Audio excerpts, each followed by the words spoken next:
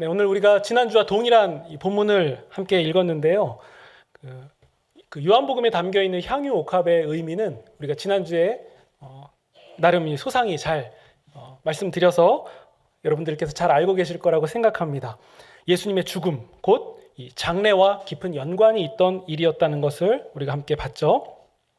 그러면서 또 제가 지난주에 나눴던 그 설교 내용에 좀 더 이렇게 이해를 돕기 위해서 좀 비유로 표현할 수 있는 부분이 뭐가 있지 않을까 이렇게 생각해 보다가 제가 이런 비유를 한번 떠올리게 됐습니다. 저는 누나가 없지만 누나가 있다고 일단 가정을 하고 말씀을 드려볼게요. 우리가 읽은 그 요한복음의 본문과 똑같은 시대, 똑같은 장소에 지금 제가 있는 상황이에요. 근데 제 누이가 중병에 걸려서 곧 죽을 것 같은 거예요. 그래서 제가 예수님께 사람을 보내서 예수님께 와달라고 요청을 한 상황인데 예수님이 지금 늦게 오시는 거예요. 그 사이에 저의 누이는 죽고 말았습니다. 그러니까 죽은 지 사흘이나 됐고 이제 시신에서 좀 냄새가 나는 상황이었어요. 그리고 나서 예수님이 이제 좀 늦게 오셨는데 아무리 예수님이어도 그래도 이런 상황에서는 예수님이 뭘 하실 수 없겠다라는 생각이 제가 든 거예요. 예수님이 좀 제 누이가 아픈 상황에 오셨으면 뭔가 이 상황을 반전시키실 수 있을 것 같은데 시신이 이제 좀 부패해서 냄새가 나는 이런 상황에서는 예수님이 하실 수 있는 게 없겠다라는 생각이 든 거죠. 그러니까 마냥 슬픈 상황이에요. 근데 예수님께서 이 부패 냄새가 나는 제 누이를 그것도 제가 보는 앞에서 무덤에서 벌떡 일어나서 걸어 나오게 불러내신 거예요. 그때 저는 어땠을까요? 뭐 비명을 질렀을지, 뭐 경악을 했을지, 뭐 실신을 했을지, 뭐 저는 그런 반응을 보였을 거예요. 왜냐하면 인간의 이성으로 도저히 받아들일 수 없는 일이 일어났기 때문이에요. 그리고서 저는 그 이후로 며칠간 곰곰이 생각해 봤어요. 이게 가능한가? 내가 눈으로 봤는데, 아니 도저히 일어날 수 없는 일이라고 생각한 그 일을 내가 눈으로 봤는데 이거 뭐지? 그러다가 예수님이 제 누이를 살리시기 직전에 하셨던 말씀이 제 머릿속에 깊이 생각이 난 거예요. 예수님이 이런 말씀하셨습니다. 나는 부활이요 생명이다. 나를 믿는 자는 죽어도 살겠고 살아서 나를 믿는 자는 영원히 죽지 않는다. 이 말씀이 머릿속에서 계속 맴도는 거예요. 그러다가 한 가지 물건이 딱 생각이 났어요. 우리 집에 있는 한 가지 물건. 그것은 한 가격이 한 1년 연봉 정도? 그러니까 우리로 하면 한 4천만 원, 5천만 원 이렇게 한 사람은 될까요? 한 그 정도 금액이 되는 비싼 물건이 하나 생각이 났는데 그건 우리 집에 있는 유골함이었어요. 유골함. 근데 그 유골함이 그렇게 가격이 비싸다는 게 무슨 의미가 있겠습니까? 예수님이 사망을 사망케 하셨는데 예수님이 사망을 사망케 하셨으니까 이제 우리 집에 있는 그 보물같이 여겨지는 그 유골함이 더 이상 아무 의미가 없어지게 된 거예요. 예수님이 말씀하셨잖아요. 나를 믿는 자는 죽어도 살겠고. 그러니까 그 유골함이 저한테 아무 의미가 없어진 거예요.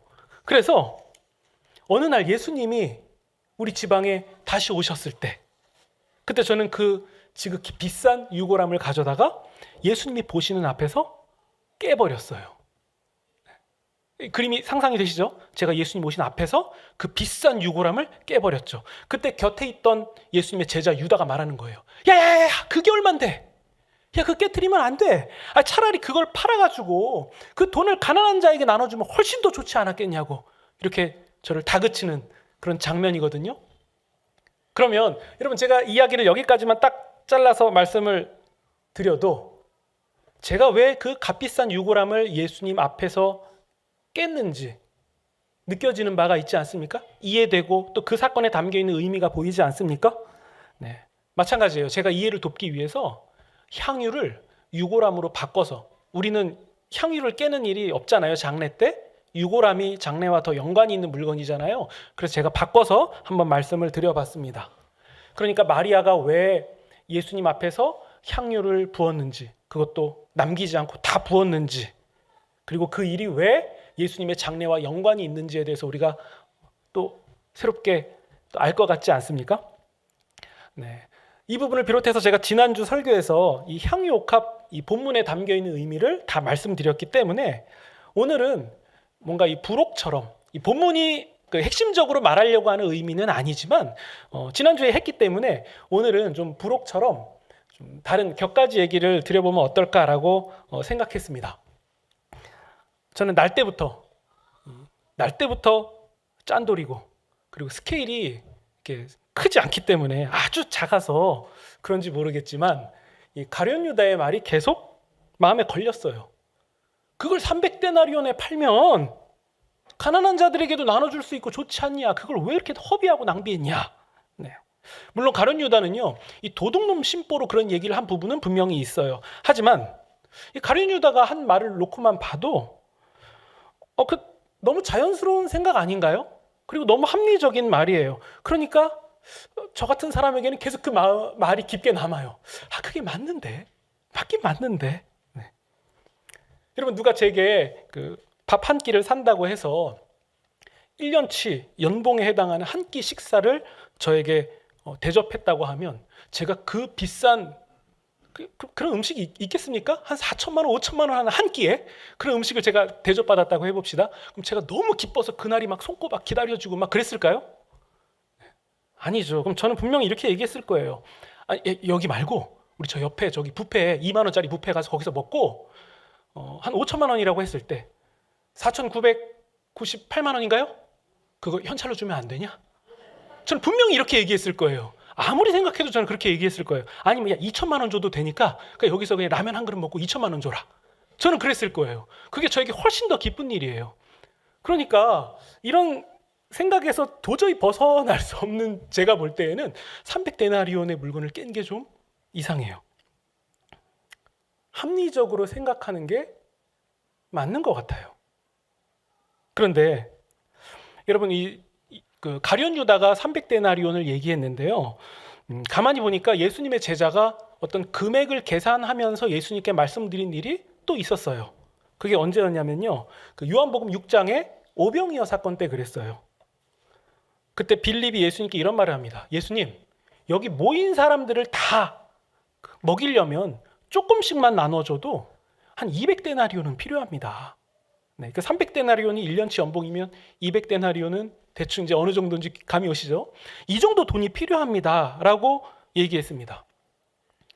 사실 이런 합리적인 판단과 계산은 어디 뭐 제자들만의 일이었겠습니까? 사람이라면 그냥 기본적으로 다 그런 생각은 그냥 자연스럽게 하는 거예요.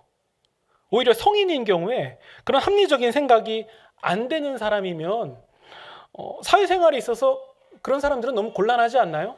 예를 들어서 함께 어떤 일을 그 도모에서 진행할 때 그 합리적인 생각이 안 되는 사람과 같이 일을 하게 되면은 저한테 계속 엉뚱한 소리를 할 게 분명하거든요. 그러니까 뭔가 일을 같이 할 때에도 그게 진행이 잘 안 될 거예요. 그러니까 이왕이면 다홍치마라고 같은 값이면 더 좋은 것을 선택하는 게 맞고 가능성이 너무 적은 일이면 그건 피하는 게 맞는 거고 또 기회비용이 너무 큰 일이면 그것도 좀 고려해야 되는 게 맞는 것 같고요. 그리고 위험해 보이면 안 하는 게 맞고 같은 일이면 급여를 훨씬 더 많이 주는 곳에 가서 일하는 게 맞습니다. 이걸 합리적인 생각이라고도 하고 논리적으로도 타당하다라고 말하죠. 그러니까 우리는요, 인간은 기본적으로 합리적인 일을 결정할 수밖에 없어요. 그렇게 생각할 수밖에 없습니다. 그러니까 그렇게 하는 게 맞죠. 기본적으로는 그게 맞습니다. 그러나 우리가 요한복음 이렇게 읽으면 읽을수록 여러분 분명히 합리적인 말이고 타당한 말이고 논리적인 절차를 밟은 것인데도 불구하고 그것이 힘을 쓰지 못하는 상황들이 너무 많이 발견돼요. 오히려 예수님의 말씀을 가만히 보면 합리적인 것이 어리석게 느껴질 때도 있다는 거예요. 이게 좀 이상합니다.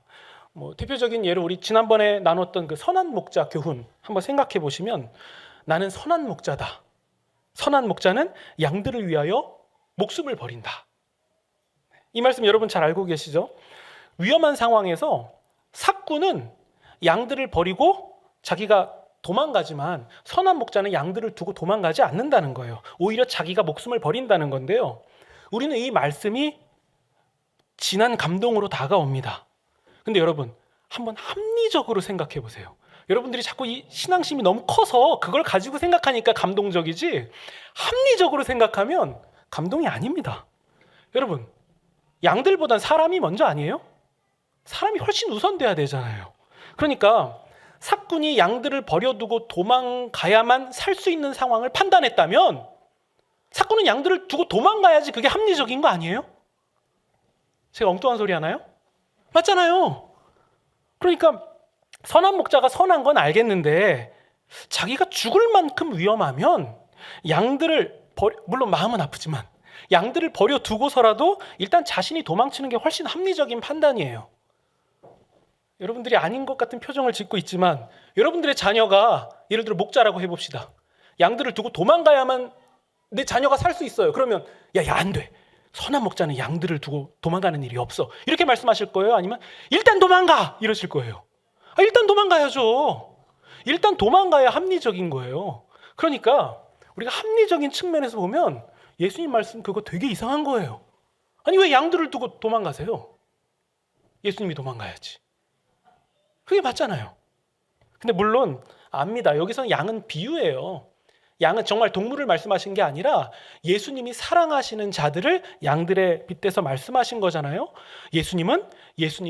예수님이 사랑하시는 자를 위하여서 목숨을 버리신다라는 말씀하신 거예요.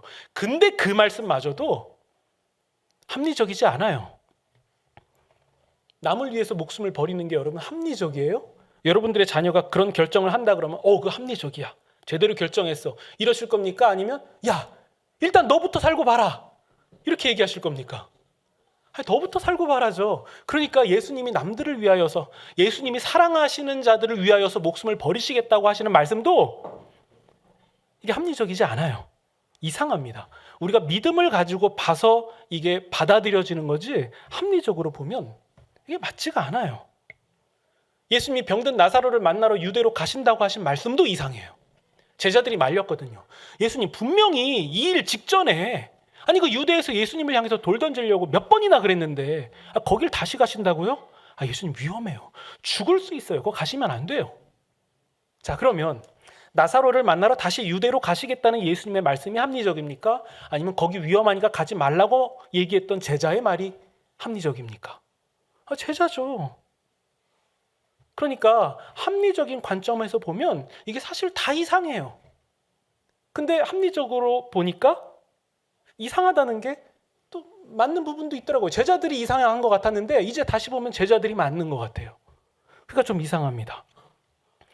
여러분 제가 많은 사례들을 말씀드렸는데요.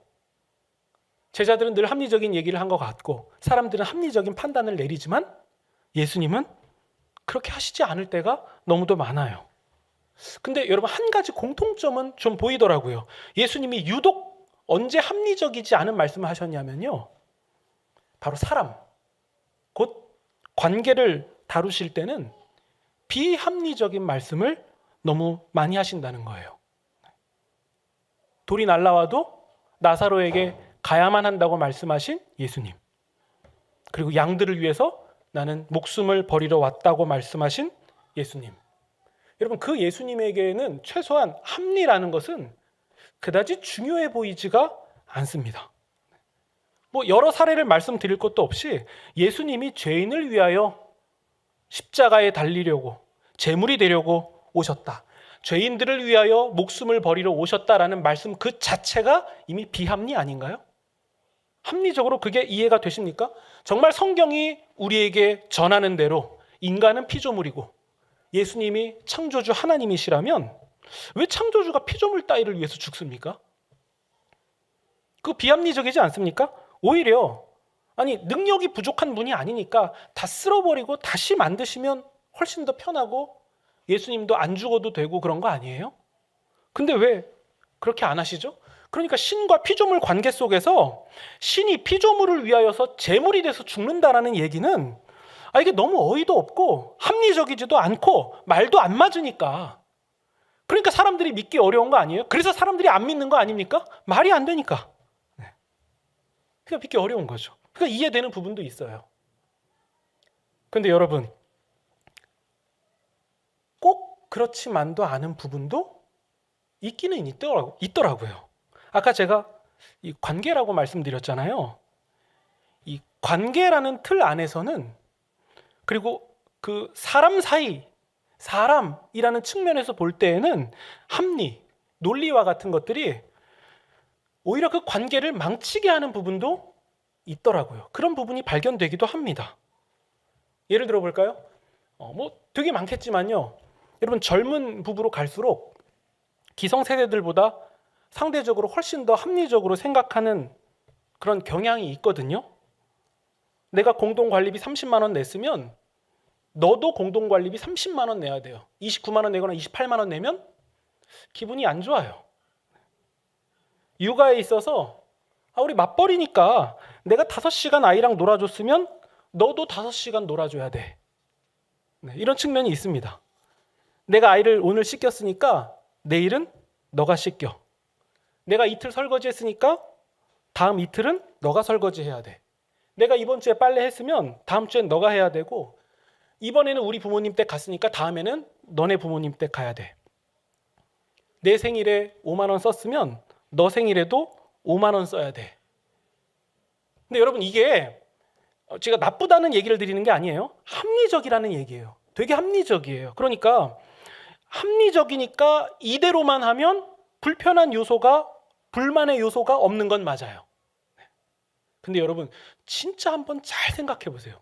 진짜 한번 잘 생각해 보세요. 정말 이렇게 계산해서 잘 판단해서 합리적으로 하면 정말 다 괜찮은 거예요. 그대로 했으니까 너 5시간, 나도 5시간 딱 했으니까 정말 괜찮은 거예요. 딱 와닿게 말씀드리면 이 표현이에요. 지금 애들은 모르겠지만 여러분, 책상 큰 거 반 딱 선 그어 나눠가지고서는 너 여기 절대 넘어오지 마. 너 여기 넘어오지 마. 그래서 안 넘어가면 아무 문제 없어요. 근데 그러다 간혹 이렇게 글씨 쓰다가 보면 이렇게 선 넘어갈 때 있잖아요. 그럼 이거 어떻게 해결해야 돼요? 나 넘어왔으니까 너도 한 번 넘어와. 이렇게 해야 이게 해결되는 거 아니에요?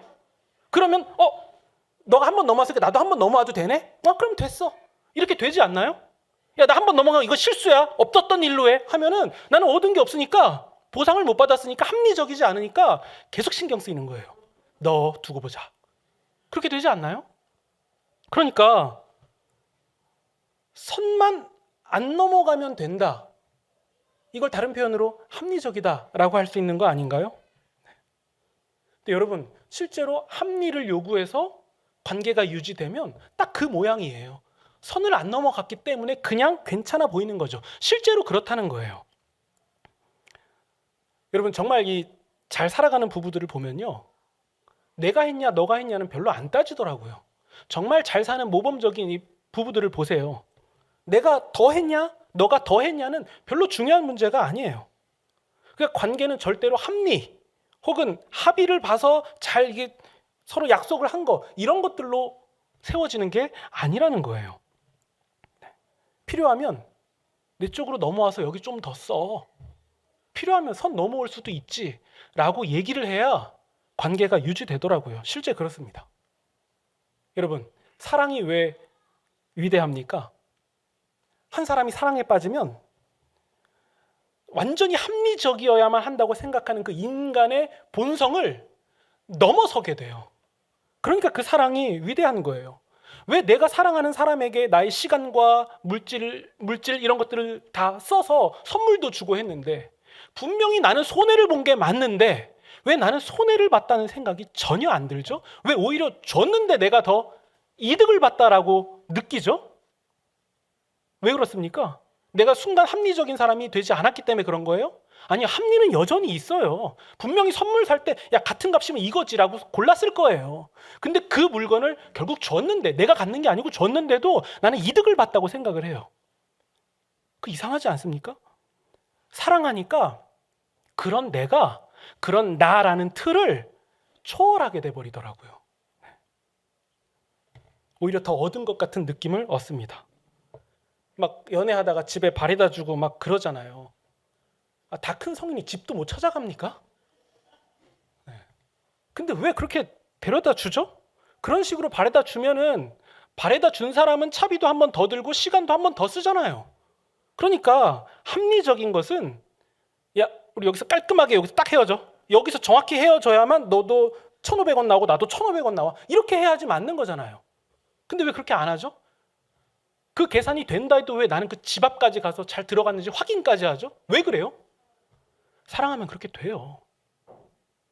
그런 뭐 1,500원 냈니, 뭐 2,000원 냈니 이런 게 아무 문제가 되지 않아요. 내가 더 했는데도 하나도 잃은 게 없다라고 생각하고 생각뿐만 아니라 진짜 나는 그렇게 된 거예요. 난 잃은 게 하나도 없어요. 여러분 이게 합리로 설명이 되나요? 합리로 따지면 손해보는 게 맞아요. 근데 그 일을 합니다. 그리고요, 이게 또 맞물리는 부분이 있어요. 데려다 줌을 받는 사람은 너 그냥 가, 여기서 그냥 가, 왜 또 거기까지 갔다가 그냥 가. 근데 데려다 주려는 사람은 간다니까 이게 자꾸 이렇게 부딪혀요. 근데 이 부딪히는 게 싸움이 아니라 자기들만의 느끼는 무언가, 뭉클한 무언가가 있지 않나요?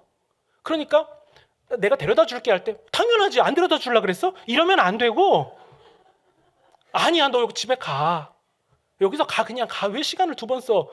아니라니까, 내가 데려다 줄게. 이게 자꾸 부딪히는 게 더 좋은 관계 아닙니까? 그러니까 난 무조건 데려다 줄게, 당연하지. 이 관계보다는 아니야 너 집에 가, 아니야 내가 데려다 줄래, 이게 자꾸 얽히는 게 훨씬 더 좋은 관계예요. 그러니까 아니 그냥 한두 마디로 끝내는 상황이 훨씬 더 합리적인데 왜 자꾸 말을 주고받으면서 시간을 거기서 더 쓰고 앉아있죠? 왜 그런 비합리적인 일들을 하죠? 관계가 좋으니까 그렇게 됐고, 그게 관계를 좋게 하니까 그 절차를 밟고 있는 거예요. 맞물리는 부분이 있더라고요. 여러분 잘 살아가는 부부도요, 서로 대가 없이 서로에게 좀 더 희생하면서, 그러니까 예를 들면 너 4시간 했지? 그럼 난 5시간 할래. 너 5시간 했어? 그럼 나 6시간 할래. 이렇게 자꾸 맞물리는 부분이 자꾸 생기면 생길수록 그 관계가 더욱더 높이 세워져 가는 부분이 분명히 있더라고요. 그러니까 자꾸 이게 맞물리는 부분이 쌓아지니까 이런 삼각형 모양이 되는 것 같은데, 그러다가 쌓아질 대로 쌓아지면 나중에는 쫙 퍼지지 않나요? 그래서 그런 현상이 일어나는 건지 모르겠지만 그렇게 해야 관계가 훨씬 더 좋아지는 측면이 있더라고요. 더 견고해지는 단계, 관계로 진입하게 되더라고요. 그러니까 여러분 합리적인 것을 따지는 부부보다 오히려 한쪽에서 무조건적으로 희생하고 섬기는 부부가 둘 다 합리를 따지는 부분보다 실제로 훨씬 더 잘 사는 측면이 보이기도 하더라고요. 그러니까 관계란 그런 거예요. 희생과 헌신이라는 토대 위에서 관계가 유지되는 거예요. 하나님이 아담의 갈빗대로 하와를 지으셨어요. 그러면 저라면 이랬을 것 같아요. 야, 너 여기서 나왔어. 내 말 잘 들어. 이렇게 할 것 같아요. 너 이제부터 내 수발 들어. 넌 나한테서 나온 거야. 너 요거 없었으면 너 존재도 못해. 저는 이렇게 말했을 것 같아요. 근데 하나님이 지으신 하나님 보시기에 좋았던 그 사람은 뭐라고 얘기합니까? 내 살 중에 살이고, 물론 요즘엔 내 살 중에 살 이런 표현 하시면 안 됩니다. 뼈만 얘기하셔야 돼요. 내 뼈 중에 뼈. 아시는 분 아시죠? 방금 표현이 뭐였는지. 뼈 중에 뼈.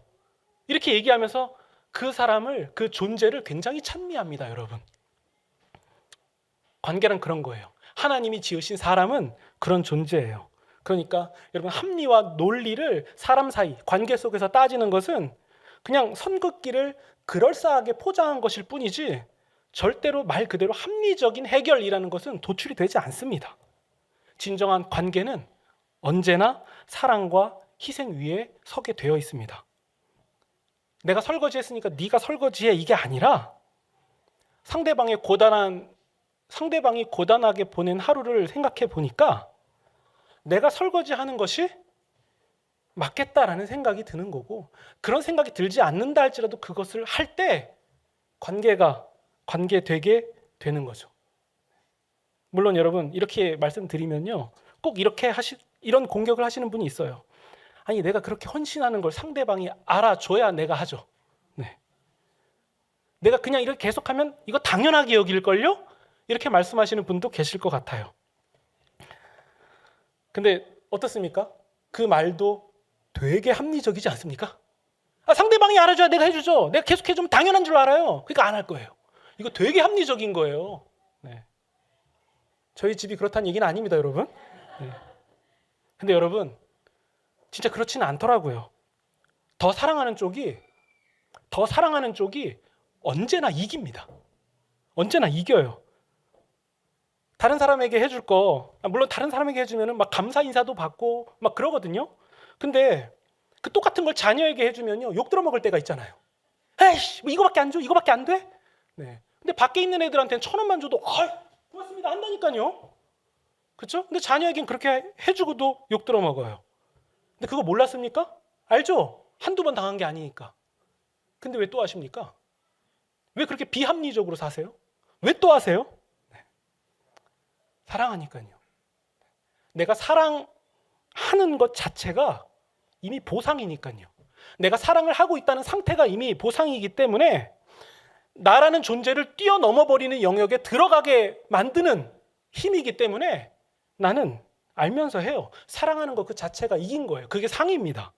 물론 제가 이렇게 말씀드리면 그거 너무 낭만스러운 말 아니에요? 실제로는 안 그렇던데요? 이렇게 말씀하실 수 있는데요. 아닙니다.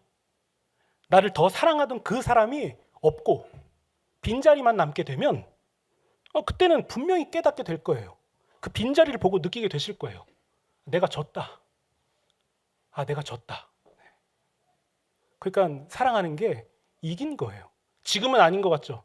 결국엔 이긴 거예요. 더 사랑하는 사람이 이긴 거죠. 여러분, 요즘 뉴스에 오르내리는 대한민국 의사들 보세요. 의사 수를 늘려야 되니 줄여야 되니 그건 모르겠어요. 전 전문가가 아니고 뭐가 더 우리나라 국익인지도 모르겠어요. 근데 하나, 성경을 근거해서 말할 수 있는 정확한 하나가 있어요. 방법은 틀렸어요. 절대 그러면 안 돼요. 진료를 거부해서 환자의 생명을 담보로 해서 자기 주장을 하는 것, 그건요, 여러분, 사실 그쪽 세계에서 보면은 굉장히 효과적이고 자극적인, 매우 합리적인 효과적인 결정을 한 건지는 모르겠지만요, 틀렸어요. 정의롭지 않습니다. 선악은 합리로 결정되는 게 아니에요. 주님이 그렇다고 하신 게 선이고 주님이 아니라고 하신 게 악이에요. 그건 성경적이지 않습니다. 사람을 지으신 하나님을 대적하는 행위예요. 그러니까 신자는요, 여러분, 그 방법에 동조해서는 안 됩니다. 저는 늘려야 된다, 줄여야 된다를 말씀드리는 게 아니에요. 그 방법이 틀렸다는 거예요. 아무리 좋은 것도 옳지 못한 방법으로 해서는 안 되는 거예요. 진정한 관계는, 사람 사이는, 사람 세상은 절대로 합리로 유지되지 않습니다.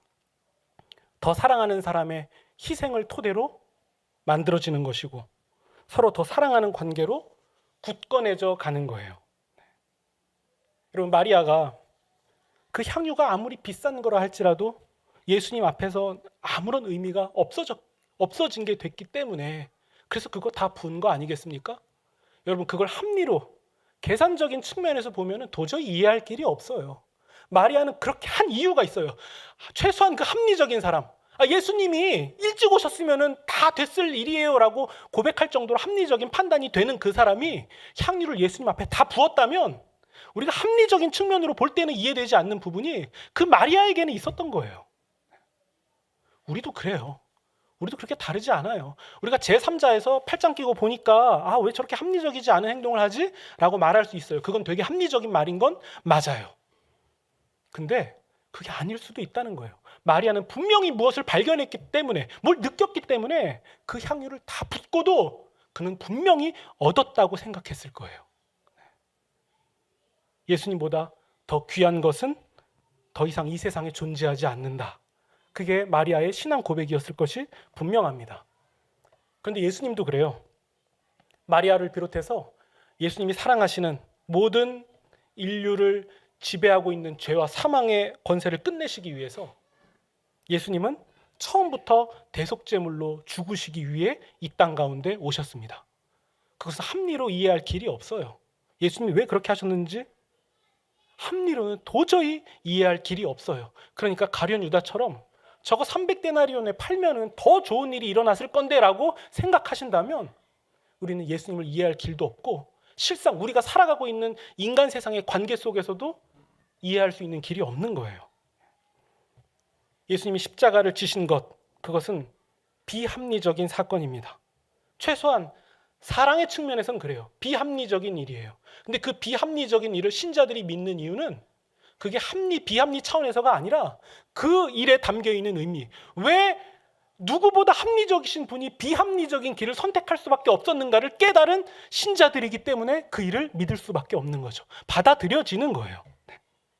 왜 예수님은 수가성의 사마리아 여인을 만나십니까? 왜 예수님은 일을 하실 때 좀 대규모로 좀 이렇게 규모 있게 하시지 않습니까? 아니 종교 지도자들부터 공략해서 깔끔하게 끝내시면 되는 걸 왜 아무도 주목하지 않는 죄인들을 만나러 굳이 그렇게 가십니까? 비난받을 거 뻔히 계산 다 되면서 왜 예수님은 그렇게 하십니까? 그냥 말씀으로 가만히 팔짱 끼시고서는 다 이루어져라 하면은 다 되실 분인데, 그거 하실 수 있는 분인데 왜 그런 합리적인 과정은 밟지 않으시죠? 왜 불필요한 과정처럼 보이는 것을 계속 진행하시죠? 왜 반대편에 있는 사람들 어차피 말 안 들을 건데 왜 자꾸 설득하시고 깨우치시려고 하시죠?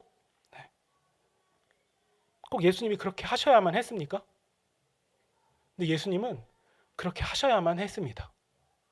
합리적으로 설명하려면 안 되고요. 예수님이 그들을 사랑하셨기 때문이다 라는 말로 설명하면 이해되는 부분이 생기는 것 같아요.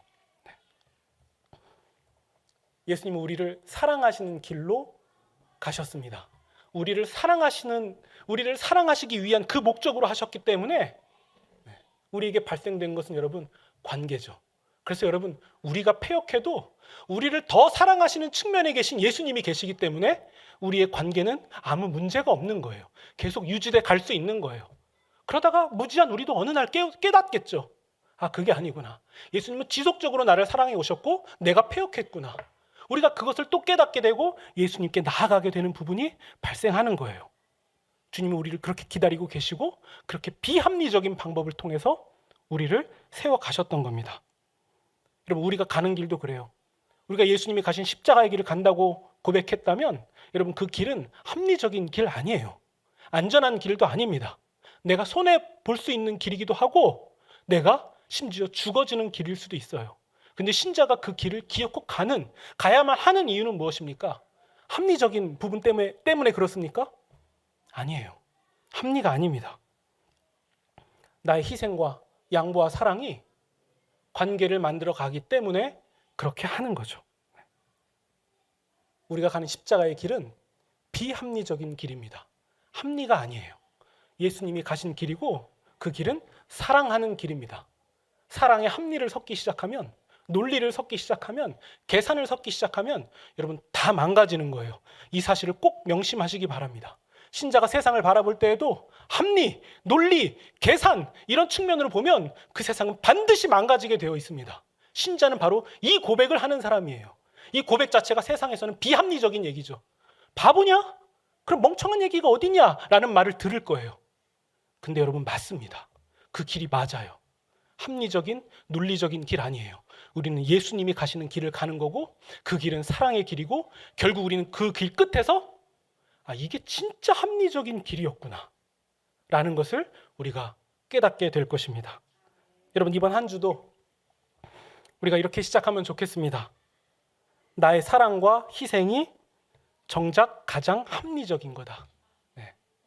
우리가 이 사실을 가지고 우리 주변을 다시 한번 돌아보십시다. 우리의 가정, 또 우리의 친구 관계, 우리의 주변 관계를 생각해 보시면서 나의 희생과 헌신이 그 관계를 어떻게 더 화목하게 할 수 있는가, 이것이 충만하게 적용되시는 그런 한 주가 되시기를 우리 구주 예수님의 이름으로 축원드립니다.